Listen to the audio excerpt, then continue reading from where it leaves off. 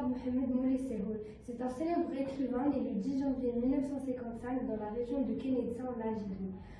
Son père voulait faire de lui un soldat en l'envoyant dès son plus jeune âge dans un lycée militaire où il fera toutes ses études avant de servir l'armée algérienne en tant qu'office.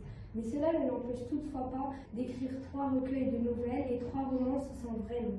Le livre que je vais vous présenter a été publié en 2004 et s'intitule La part du noir. Un soir, le commissaire Loeb s'ennuyait et décide donc de fermer son commissariat, quand sa secrétaire Baya lui annonce que son ami le docteur Alouf souhaitait le voir. D'après lui, un dangereux psychopathe est sur le point d'être relâché.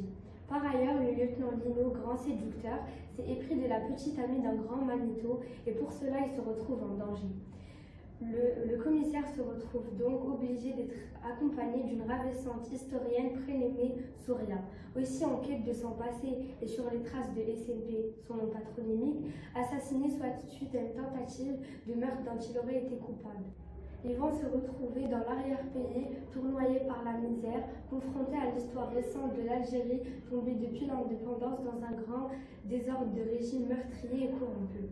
Je ne vous terminerai pas l'histoire, je vous laisse la découvrir. Je propose donc vivement cette œuvre qui démontre la nature humaine, qui se révèle destructrice, ravageuse et sans pitié.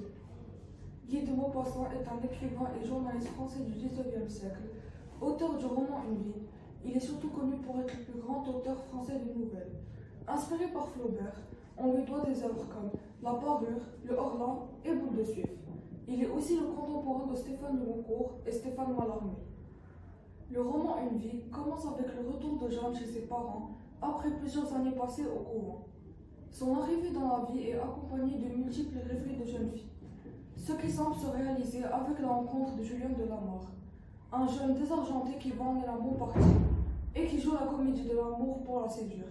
Mais la désillusion la frappa violemment dès leur voyage de noces en Corse, et ses parents quittent le château familial en la laissant en proie au malheur.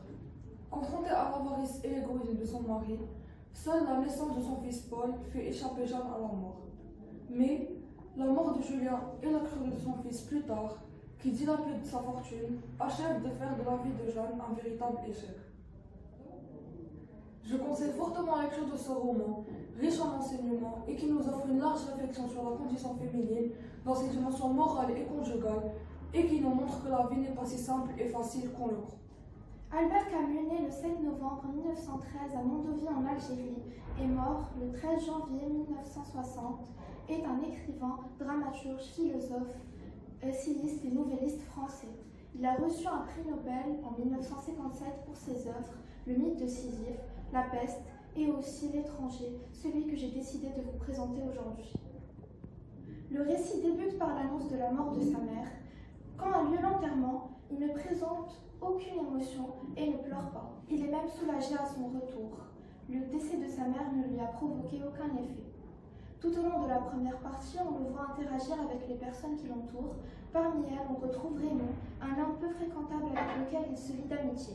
Une amitié qui lui sera fatale car à la fin de la première partie, il finit par tuer l'ennemi de Raymond.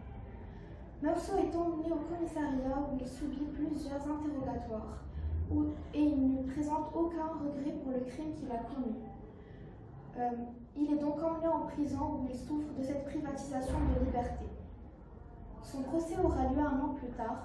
Malheureusement, Meursault aura la tête tranchée dans une place publique au nom du peuple français. Il avoue même à la fin du récit vouloir que plusieurs personnes l'accueillent avec des cris de haine le jour de son exécution, afin d'apaiser sa solitude. Je vous recommande fortement la lecture de ce chef-d'œuvre de la littérature française, dans lequel Albert Camus raconte la brutalité du réel avec une âpre et déchirante douceur et fait passer un maximum de questionnements sur la justice des hommes avec un minimum de mots.